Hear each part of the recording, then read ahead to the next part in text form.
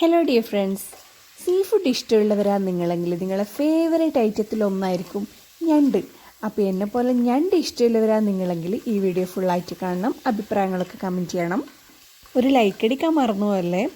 Subscribe ചെയ്യാണ്ട് കാണുന്ന ഞണ്ട് കറി ലവേഴ്സാണ് നിങ്ങളെങ്കിൽ ഒന്ന് ചാനൽ സബ്സ്ക്രൈബ് ചെയ്ത് നമ്മളെ സപ്പോർട്ടും കൂടി ചെയ്യാം.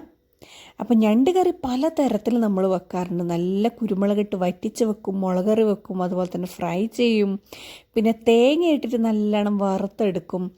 അങ്ങനെ പല പല സ്റ്റൈലുണ്ട്.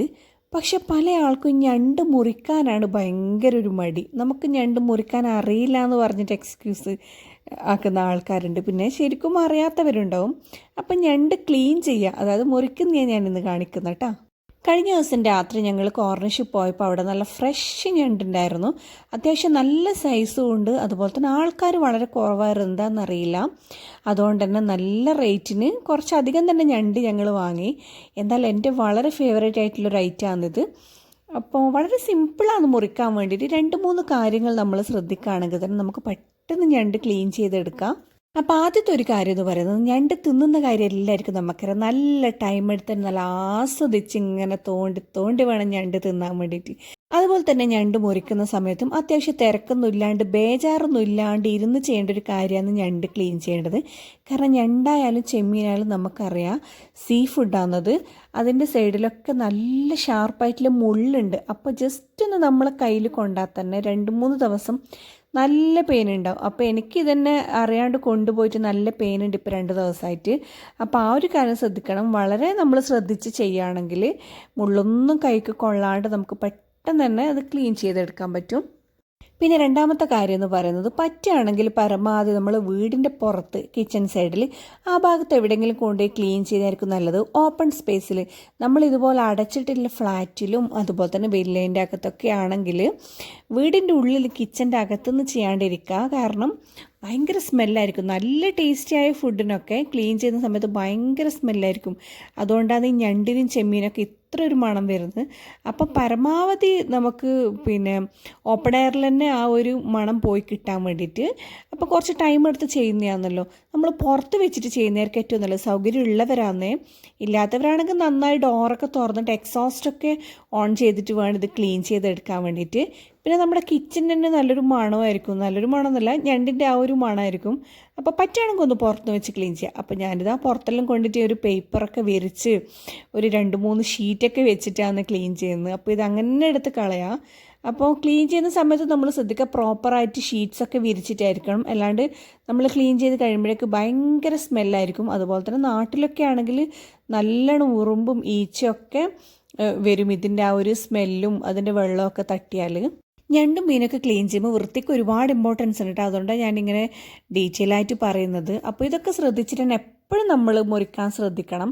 അപ്പോൾ നമ്മൾക്കൊരു ബുദ്ധിമുട്ടില്ല. അതുപോലെ തന്നെ നമ്മൾ ഈ മീനും ഞണ്ടൊക്കെ ക്ലീൻ ചെയ്തിട്ട് വീട്ടുകാർക്കും ഒരു വൃത്തീൻ്റെ കാര്യത്തിൽ ബുദ്ധിമുട്ടുണ്ടാവാൻ പാടില്ല. നമുക്ക് ആസ്വദിച്ച് ചെയ്യണം എന്തായാലും. അപ്പോൾ നമുക്ക് പെട്ടെന്ന് ഞണ്ട് മുറിക്കാൻ നോക്കാം. ഇവിടെ ഇതാ അത്യാവശ്യം വലിയൊരു ഞണ്ടിനെ നമുക്ക് കിട്ടിയിട്ടുള്ളത്. അപ്പോൾ ഇതാ ഒരു ഞണ്ടിനെ ഞാൻ എടുത്തിട്ടുണ്ട്. ആദ്യം തന്നെ ഈ സൈഡിലുള്ള 2 കാല് കണ്ടില്ലേ, അത്യാവശ്യം വലിപ്പമില്ല. ആ ഒരു കാലൊന്ന് ഇളക്കിയെടുക്കാം. നമുക്ക് പെട്ടെന്ന് കൈകൊണ്ട് തന്നെ ഇളക്കിയെടുക്കാൻ പറ്റും. പിന്നെ അതിൻ്റെ ആ ഒരു ചെറിയൊരു പാർട്ടുണ്ടല്ലോ, അതങ്ങ് നമുക്ക് ഒടിച്ച് കളയാം. കൈ വെച്ചിട്ടുണ്ടെങ്കിൽ നമുക്ക് പെട്ടെന്ന് ഒടിച്ച് കളയാം. ഒന്നങ്ങ് തിരിച്ചു കൊടുത്താൽ മതി. കണ്ടില്ലേ, ആ ഒരു വലിയ കാല് എന്ന് പറയുന്നത് നമ്മൾ എന്തായാലും എടുക്കേണ്ടത്. പിന്നെ അതിൻ്റെ തോട് ഇതാ നമുക്കിതൊന്ന് കയ്യിലെടുത്തിട്ട് ഒരു ചെറിയൊരു പാർട്ടുണ്ട് ഇങ്ങനെ കൈയോട് നീക്കാൻ പറ്റുന്നത്. അതിങ്ങനെ ജസ്റ്റ് നഖത്തോണ്ട് നീക്കാം, നമുക്കങ്ങ് തോണ്ടിയെടുക്കാം. ഇനി നമുക്കിങ്ങനെ ഇളക്കാൻ പറ്റുന്നില്ലെങ്കിൽ മാത്രം കത്തി കൊണ്ട് ജസ്റ്റ് ഒന്ന് ഇളക്കി കൊടുത്താൽ മതി. പക്ഷേ ഇത്രയും വലിയ ഞണ്ടായിട്ടും എനിക്ക് വളരെ സിമ്പിളായിട്ട് ചെയ്യാൻ പറ്റുന്നുണ്ട് കേട്ടോ. നമ്മൾ ഫ്രിഡ്ജിൽ വെച്ചിട്ടാണ് ഈ ഞണ്ട് ഉള്ളതെങ്കിൽ ഒരു മണിക്കൂർ ഏകദേശം പുറത്ത് വെക്കാം. അപ്പോൾ നമുക്ക് പെട്ടെന്ന് തന്നെ ചെയ്തെടുക്കാൻ പറ്റും. അപ്പോൾ ഈ പുറത്തുള്ള തോടെല്ലാം ആദ്യം ഇളക്കി മാറ്റി നമുക്ക് മാറ്റി വെക്കാം. അപ്പോൾ ആദ്യം വലിയ കാല് നീക്കി കൊടുക്കുക, അതിനുശേഷം ചെറിയ കാല്, പിന്നെ അതിനുശേഷം പുറത്തുള്ള തോട്. കണ്ടില്ലേ, ഇപ്പോൾ ഇത്രയും ക്ലീൻ ആയിട്ടുണ്ട്. ഇനി നമുക്കതിൻ്റെ ഒരു കണ്ണ് വരുന്നുണ്ട് ഒരു സൈഡിൽ, അതൊന്ന് കട്ട് ചെയ്ത് കൊടുക്കാം. പിന്നെ ഇതാ ഇവിടെ ഇങ്ങനെ ചെകിള പോലെ ഉണ്ട്, ഒരു പൂ പോലെ. അത് കംപ്ലീറ്റ് നമുക്ക് ഇങ്ങനെ ഒരു കത്രിക വെച്ചിട്ട് ക്ലീൻ ചെയ്യാം. അതിൻ്റെ കണ്ണും ക്ലീൻ ചെയ്ത് ആ ഒരു ചെകിളപ്പൂ പോലുള്ള സംഭവം ക്ലീൻ ചെയ്ത്, പിന്നെ ഉള്ളത് അതിൻ്റെ അകത്ത് കുറച്ചൊന്നൊരു ക്ലീൻ ചെയ്യാനാണ്. അത് നമുക്കിങ്ങനെ കൈകൊണ്ട് വൃത്തിയാക്കണം എന്നില്ല. ഇത് ഈ ഒരു പാർട്ട് നമുക്ക് പൈപ്പിൻ്റെ താഴിൽ വെച്ചാൽ നല്ല അടിപൊളിയായിട്ട് 100% വൃത്തിയായി കിട്ടും. നമ്മൾ കൈകൊണ്ട് ജസ്റ്റ് ഒന്ന് ഇളക്കി കൊടുത്താൽ മാത്രം മതി. നമ്മൾ ടാപ്പ് തുറന്നിട്ട് അതിൻ്റെ താഴിൽ വെച്ച് കൊടുത്താൽ മതി. പിന്നെ ഇതാ ഈ ഒരു പാർട്ട് 2 പീസായിട്ട് ഞാൻ കട്ട് ചെയ്യുന്നുണ്ട്. അപ്പോൾ നമുക്ക് കഴിക്കാനും എളുപ്പമായിരിക്കും. അതുപോലെ തന്നെ നല്ല ക്ലീനായി വരികയും ചെയ്യും നമ്മൾ കഴുകിക്കഴിഞ്ഞാൽ. ഇത് കണ്ടില്ലേ, ഈ ഒരു പൂ പോലെയുള്ള പാർട്ട് ഫുള്ളായിട്ട് ക്ലീൻ ചെയ്യണേ. അത് ഫുള്ളായിട്ട് ഒന്ന് ജസ്റ്റ് കട്ട് ചെയ്ത് കളഞ്ഞിട്ട് 2 പീസാക്കിയാൽ മതി. നല്ലോണം മസാല തേച്ച് പിടിപ്പിച്ചിട്ട് ഫ്രൈ ചെയ്യാൻ വേണ്ടി മാത്രമാണെങ്കിൽ നമുക്ക് ഈ ഞണ്ടിൻ്റെ ഈ പാർട്ട് മാത്രം ഉപയോഗിക്കാം.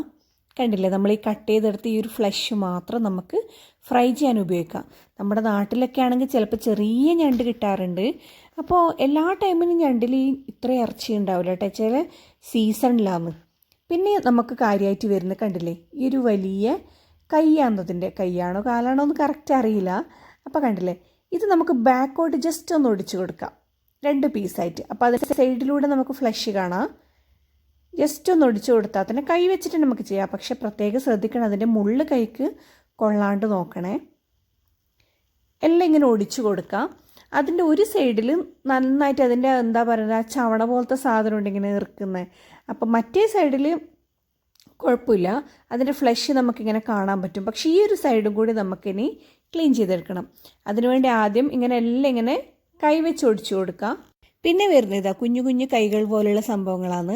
അപ്പോൾ ഇതിൽ നിന്നൊരു ചെറിയ പാർട്ട് നമുക്ക് വേണമെങ്കിൽ കട്ട് ചെയ്തെടുക്കാം. പക്ഷേ ഇത് നല്ല ഫ്ലഷുള്ള ഞണ്ടാണെങ്കിൽ ഇതിൽ കുറച്ചുണ്ട്. അപ്പോൾ ഞാൻ ഇതിൽ നിന്ന് കുറച്ച് എടുത്തിട്ടുണ്ട് കേട്ടോ. അപ്പോൾ ഞാൻ എടുത്തത് ഇതിൽ ഫ്ലഷ് ഉണ്ടാവുമെന്ന് വിചാരിച്ചിട്ടില്ല. നല്ലോണം ഞണ്ട് മസാല ഇട്ട് വരട്ടുമ്പോൾ ഞണ്ടിൻ്റെ സ്മെല്ല് കിട്ടും നല്ലോണം. അപ്പോൾ അതിൽ നിന്നുള്ള വെള്ളമൊക്കെ ഊറി വന്നിട്ട് നല്ല ടേസ്റ്റ് ആയിരിക്കും.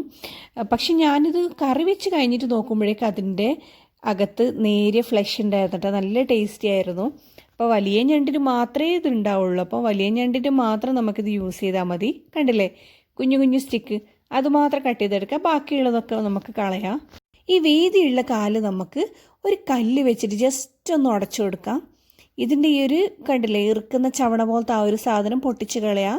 അതുപോലെ തന്നെ ഈ ഒരു ഫ്ലഷുള്ള ഭാഗത്ത് ഒന്ന് കല്ലുകൊണ്ട് കുത്തിക്കൊടുക്കുക. അപ്പോഴേക്ക് തന്നെ അതിൻ്റെ ഇടയിലെ ക്രാക്ക് വീണിട്ടുണ്ടാവും. എന്നാലും നന്നായിട്ട് മസാല പിടിക്കുള്ളൂ. നല്ല കനമുള്ള കത്തി ഉണ്ടെങ്കിൽ ഒരടി കൊടുത്താൽ മതി, അപ്പോഴേക്കും നന്നായി ചതഞ്ഞ് കിട്ടും. ഈ കാണുന്നത്രയൊന്നും ബുദ്ധിമുട്ടില്ല കേട്ടോ, പെട്ടെന്ന് തന്നെ നമുക്ക് ചെയ്തെടുക്കാൻ പറ്റും. നല്ല അടിപൊളി ടേസ്റ്റി ആയിട്ടുള്ള ഞണ്ട് കറിയോ ഞണ്ട് ഫ്രൈയോ കൂട്ടണമെങ്കിൽ ഇങ്ങനെയുള്ള കുഞ്ഞു കുഞ്ഞു കുറച്ച് കാര്യങ്ങൾ ശ്രദ്ധിച്ചാൽ മാത്രം മതി. ഞണ്ടിൻ്റെ റെസിപ്പി വേണമെങ്കിൽ അതും കമൻറ്റ് ചെയ്യണേ. അപ്പോൾ വീഡിയോ നിങ്ങൾക്ക് ഹെൽപ്ഫുൾ ആയെന്ന് വിചാരിക്കുന്നു. അപ്പോൾ ഇൻഷാ അല്ലാഹ് നല്ലൊരു വീഡിയോ ആയിട്ട് വീണ്ടും കാണാം. അതുവരെ എല്ലാവരും ടേക്ക് കെയർ, ബൈ.